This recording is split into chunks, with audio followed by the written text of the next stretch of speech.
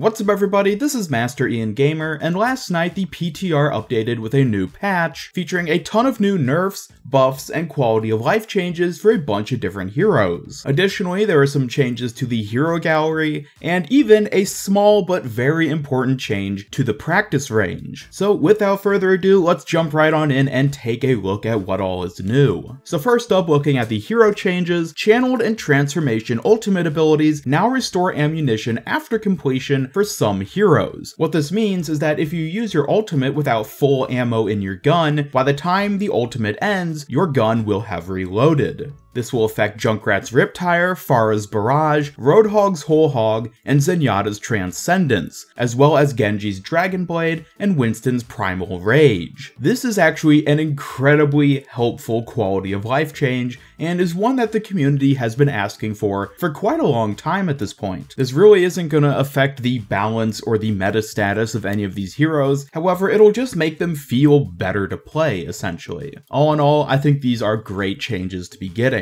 However, it's also worth mentioning that there is currently a bug on the PTR where with Junkrat, if you try to use his ultimate mid-air, which he can't use his ultimate mid-air, it'll just automatically refill his ammo as many times as you press Q. So yeah, it is a bit buggy still, but hey, that's why we have the PTR after all. Moving on now to hero-specific changes. Doomfist's Rocket Punch no longer impacts Symmetra's teleporter, and now destroys Symmetra's sentry turrets without stopping his movement. This is yet another quality of life change and not really a nerf or a buff for Doomfist, as it just lets him function better when there's a lot of Symmetra buildings in the area. He won't get stuck on a turret or something stupid like that. Moving on to Hanzo, Lunge cooldown increased from 4 to 5 seconds. This is a pretty simple nerf that just makes him able to use Lunge less often, and thus makes him easier to dive. By reducing his mobility, it'll be easier to take him out without him constantly being able to escape. And we actually have a very similar change to this for Widowmaker, whose cooldown on her grappling hook has been increased from 8 seconds to 10 seconds. Now, I think the reason that Blizzard has given these two snipers nerfs like this is just to make them a bit easier to counter. As someone who plays a lot of Winston, I have to say it is quite annoying to try to dive on the enemy sniper only to have them grapple or lunge away basically every time you go in for a dive. Given how strong snipers are in the current meta when in the right hands, I think this is just a way to help normalize the meta and bring snipers down a little bit in a way that doesn't really restrict their ability to deal damage, but instead just makes them a little bit easier to deal with. All in all, I think these are both great changes, and I don't think they're really going to have any drastic negative effects on either Widowmaker or Hanzo. Moving on now, Sombra got what is essentially a quality of life bug fix. Reduce the size of Sombra's head hit volume, which basically just means it'll be harder to shoot her in the head. According to the developer comments on this one, this was just a bug more or less. So I know this absolutely isn't the only bug Sombra is dealing with right now, but I guess it's a start and will be helpful. Reinhardt, Barrier Field,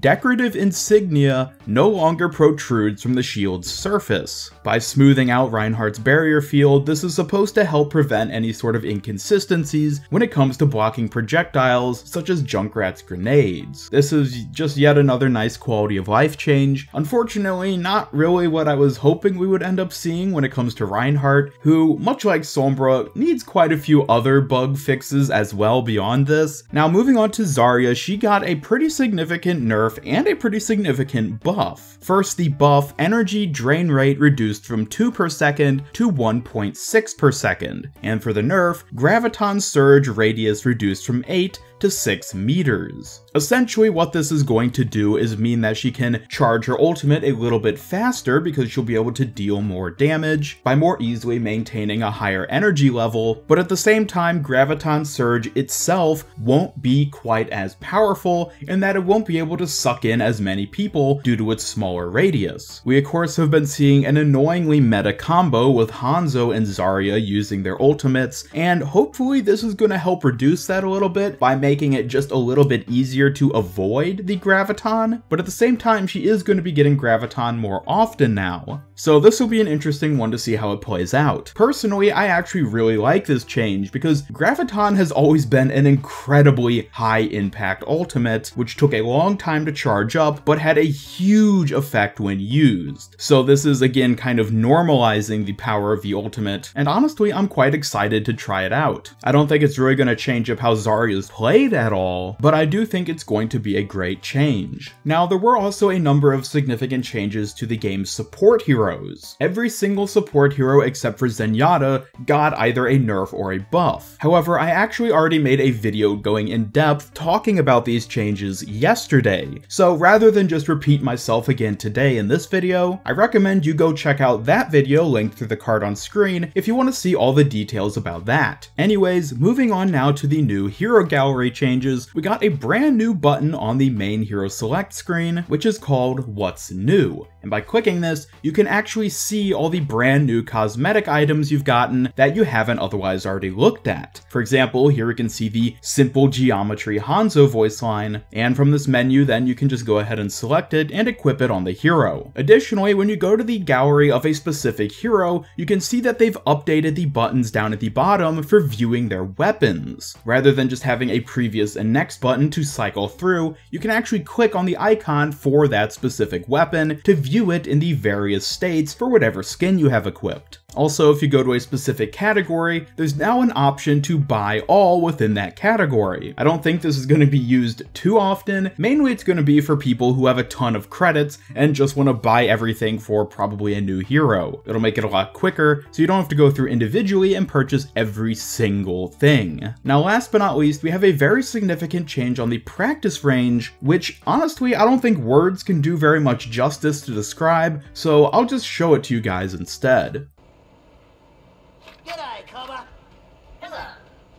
And that will do it for the most recent PTR update. I think there are a lot of great changes which have been put into here, and again, if you didn't see my video covering all the new support hero changes, I strongly recommend you go check that out through the cards on screen. But let me know down in the comments below what your thoughts are about all this. Do you think these are good hero changes, or are some of them not quite what you were expecting or wanting? As always, thank you so much for watching. Be sure to leave a like if you enjoyed this video, and share it with a friend if you really liked it. Subscribe, follow me on Twitter, and turn on notifications to both help out my channel and keep up with all my future Overwatch content. This is Master Ian Gamer signing off, and until next time, have a great day.